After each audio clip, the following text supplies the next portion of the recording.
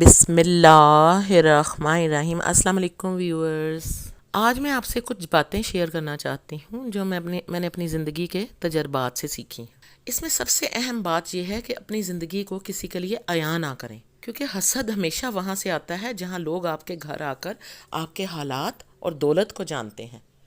کوئی آپ کو نقصان نہیں پہنچا سکتا جب تک وہ آپ کے گھر کی تفصیلات نہ جانتا ہو۔ کوئی بھی آپ کے منصوبوں کو ناکام نہیں بنا سکتا جب تک آپ خود اسے اپنا راز نہ بتائیں۔ آپ کا راز آپ کا قیدی ہے، لیکن جیسے ہی آپ اسے کسی کے سامنے ظاہر کرتے ہیں، آپ خود اس کے قیدی بن جاتے ہیں۔ بعض اوقات حسد کرنے والے لوگ مشورے کے پردے میں آپ کو نقصان پہنچانے کی کوشش کرتے ہیں۔ کوئی آپ کے خاندان کے لیے سازش نہیں کر سکتا جب تک وہ آپ کے گھر میں کثرت سے آتا جاتا نہ ہو۔ کوئی بھی آپ کی کمزوریوں کو نہیں جان سکتا جب تک وہ آپ کے قریب نہ رہا ہو۔ ہر عزیز کے لیے بھی ایک حد مقرر کریں۔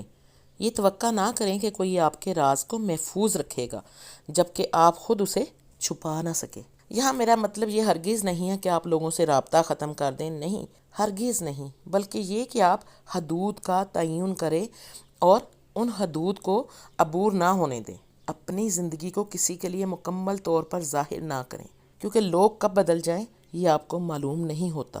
جو لوگ کبھی آپ کے دل اور سکون کا سب سے بڑا ذریعہ تھے، وہی لوگ کبھی آپ کے لیے خوف کا سبب بن سکتے ہیں، کیونکہ آپ نے ایک وقت میں اپنی کمزوریاں، راز اور خود کو ان کے حوالے کیا تھا۔ اپنے راز کو اپنا قیدی بنائیں اور اپنے گھر کو محفوظ رکھیں۔ کسی کو اپنی فیملی کے ساتھ بے تکلف نہ ہونے دیں، چاہے وہ کتنا ہی قریبی کیوں نہ ہو۔ اپنے گھر کے راز کسی کو نہ بتائیں، اور اگر کسی کو اپنے منصوبے کی کامیابی پر اعتماد ہے تو کسی سے مشورہ نہ لیں۔ اپنی خوشی میں اتنا نہ بہہ جائیں کہ آپ جو کچھ رکھتے ہیں وہ بانٹ دیں، اور نہ ہی اپنے غم میں اتنا کھو جائیں کہ جو کچھ آپ کے پاس ہے وہ ظاہر کر دیں۔ اپنے غصے میں اپنی زبان پر قابو رکھیں اور اپنی خوشی میں اپنے جذبے پر قابو رکھیں۔ آنے والے وقت کو مد نظر رکھیں اور اپنے حال پر نظر رکھیں۔ یہ محض ایک نصیحت ہے۔